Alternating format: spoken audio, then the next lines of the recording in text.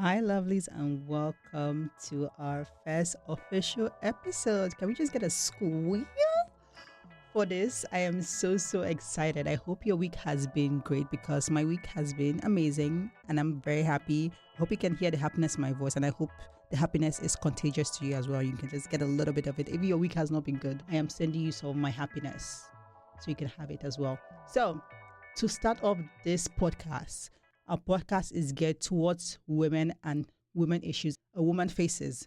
We will be discussing it on this podcast. I hope you've already listened to our trailer. If you haven't listened to our trailer, I would advise you to go back and listen to it. It will give you like a spiel of what this podcast is going to be about. And to kick up everything, we are going to be talking about women's rights, gender equality, and how did we get into this dilemma of it all, you know?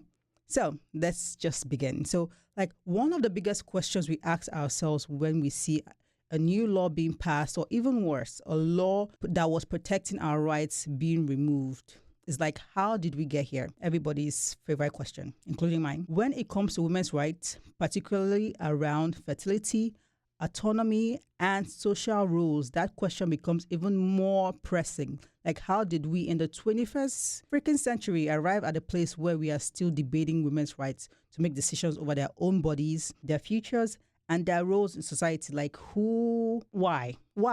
You know, like why? So where did women start losing our rights? Is there like a hallmark somewhere, hallmark movies, somewhere that is like, oh yeah, this is the time they place address that a woman first lost her rights. So, and then it set in motion series of events, unfortunate events that led to women always being questioned about our rights to just be human beings. You know, crazy. How did we get here? First of all, when it comes to women's rights, particularly around fertility and autonomy, we need to go back, way back before we can even discuss gender roles as we know them today. We have to ask ourselves, like, when do women start losing their rights? When were women stripped of the ability to make choices for themselves? When did they lose their places in leadership and decision making? And like, who decided that women's function was only just biological, just to make children? Basically, that's what it has boiled down to today. As we all know, it is just to make offspring, to bring more human beings into the world, to be worker bees, basically. Because if we go far enough, we can see the patterns, one where women were not always restricted to just a single role. So let's think about like women in early societies, like women who were in like Africa, Asia, and indigenous cultures in North America. Women often held substantial positions in their communities. Leadership wasn't solely a man's domain. Women were warriors, women were healers, women were spiritual guides, and decision makers. They were not just confined to the idea that their only purpose was to reproduce or domestic labor. Like, if you were good at something, you did it. Like, if you had wisdom, people listened, or you were put into positions that helped you expand your knowledge and build upon that knowledge and influence your societies to make them better. And if you were strong, you fought. It's like when I talk to my mom, she tells me like stories about like our community and back in the days before colonialism. You hear so much stories about how women had so many powers, women had so many rules in society, women were like the cornerstones of our society. But now things have shifted away from that and things are not as they were before, which is very sad when I hear stories like that and I look at my community, it's like a whole 180 different. So like, when did this shift happen? Like, when this Western society begin enforcing strict gender roles, limiting women's choices and pushing those who stepped outside of that assigned place. So I did like a little investigation into like some punishments and some women that were punished, to think about, just to think about how crazy that is. Were punished for just being human beings, literally. You think about it, every human being has the ability to do more than just their biological function. So we think about it, we always know, like we always hear about like the witch trials of the 1800s and all of that. Women who practiced medicine, midwives, and even had knowledge of herbs and other things were labeled witches. Thousands were tortured, burned, hanged, or supposed witchcraft. Like being a healer, you were witchcraft. I just want to like put in like a little anime story in here. If you guys have ever seen Castlevania, like the first episode, first season, where Dracula's wife was being killed, literally, basically, she was labeled a witch. Basically, witch trials, they were literally burnt her alive because she was what? A doctor. Yes. So another thing I found out was like in Scotland, they had the scold bridle. It was like a metal noose that was locked onto women's heads to silence those who spoke out, like women that would talk and discuss in public about like public issues. They're like, or be loud to their husbands or the society or reject norms. They'll be like, you're talking too much. Give her the bridle. Silence her immediately. I don't think that's how they said it, but I'm just saying, Also, the dogs tool was also the 1800s, was used when women were accused of being argumentative or rebellious. They were strapped to a chair and submerged in water. I think this one was one I really kind of got more aware to like 2 years ago when I saw like a video on TikTok where they showed like things that were being done to women, inhumane things that were being done to women.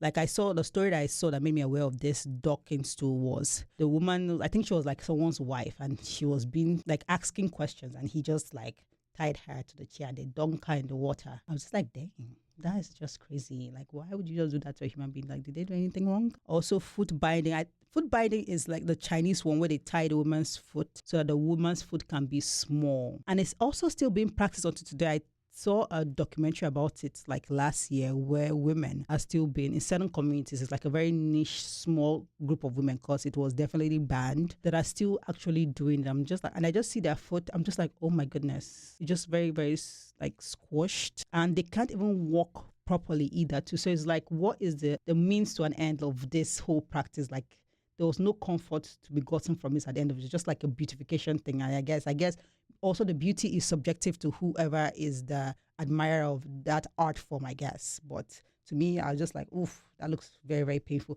And they start from a very young age too as well. Also, honor killings. Oh my goodness. This is something that is still going on till today. Literally yesterday, my sister was telling me a story about how a woman was being killed.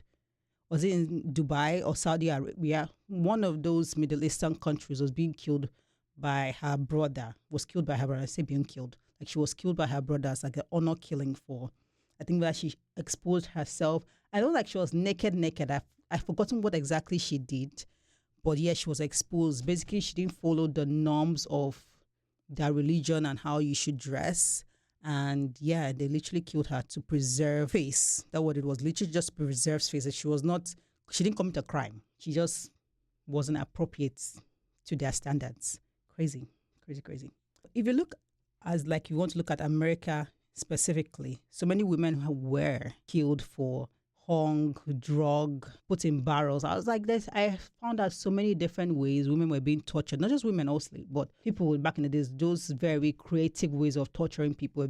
Certainly also, my own deep dive was just for women were being tortured for crimes that were just insignificantly stupid that you would accuse anybody of committing such a thing. Women that were midwives, were doctors, were killed. Women that some of the slave women that brought their knowledge from Africa into America, that were using the knowledge of herbs and just childbirth and everything that they knew, trying to help the white women and themselves to make their lives and their pregnancies better, were killed, treated in the most humane way because the men didn't like that they were smarter than them. Basically, that's what it was. It was more like a jealousy thing, not like, oh, you're hurting anybody. It was more of a jealousy thing that, how dare you know this? How dare you shine more than me in this area? Very crazy. Even Native American, I think something that we don't really talk about is like how Native Americans as well were being killed for such things, as were also being killed in the witch trials as well. I think that's not a topic that's been like, people don't really think about, but yeah, Native American women were also being killed for witch trials because they too, remember, when Native American women held substantial positions in the society, they were not just seen as, baby making machines. They were seen as whole human beings that had autonomy and had the ability to think, function, and make educated contributions into their society. So they held positions that sort of power. They haunted. They did everything that they needed. There was not like, a sexual thing, your body, your woman, you're weak, this and that. It was like, you're part of the community. You have something to offer the community. Let us hear you out. That was it. So they held positions of power in that community. So when those women would try to like help the white women, the white men were having issues with it. And some white women too as well are having issues with it, and they would report those women, and those women were being killed too as well. Like one of the punishments that I read into that was kind of new to me to hear for the first time was being pressed. I was like, what the heck is being pressed? I was thinking like juice presser, but if you think about it too, it was actually like a juice presser. So basically, they would lay the person on the floor and they will put like a large wooden plank over you that will cover your whole surface of the person. And they will put stones upon you like every day. Depending if they want to do it like every day to kill you or torture you slowly, or they will do like over a period of time, basically, that of their choosing. And they will add stones over you gradually and gradually until it squished you. Oh my goodness. Isn't that just crazy horrible? Think about it. You'll literally be dying slowly. Such a freaking painful death. Like the people that came up with this thing are just very insidious kind of people. Like, why would anybody sit down and think of such a horrible crime, a horrible punishment to give to somebody? That's just wow. But anyway, back to what we're talking about. I just went on a little spiel there, you can see. The real question is like, who decided this? Who was the person who decided? I feel like we can all think in our heads like it's a man that began this. Like, no, I know, that's what I think too. I think a man that was angry at a woman for doing something more than him, that was more intelligent than him, he got mad and then he called her, witch. And then, that was it. That's all he needed to say. And everybody else, foolishly without thinking, followed him.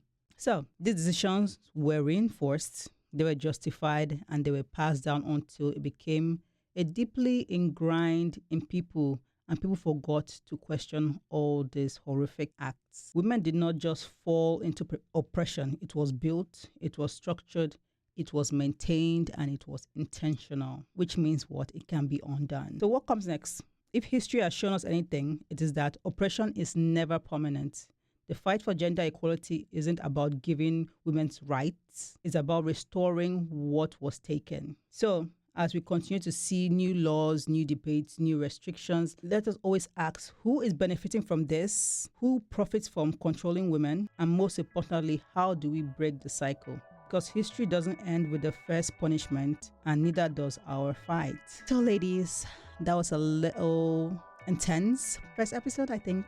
Or maybe it was light and airy. Who knows? Depends on you. Depends on what your take is. I don't know. But let me know down in the comment section. I will catch you guys in our next episode. I am so excited. I hope you guys have a lovely rest of your week and a lovely weekend. Bye.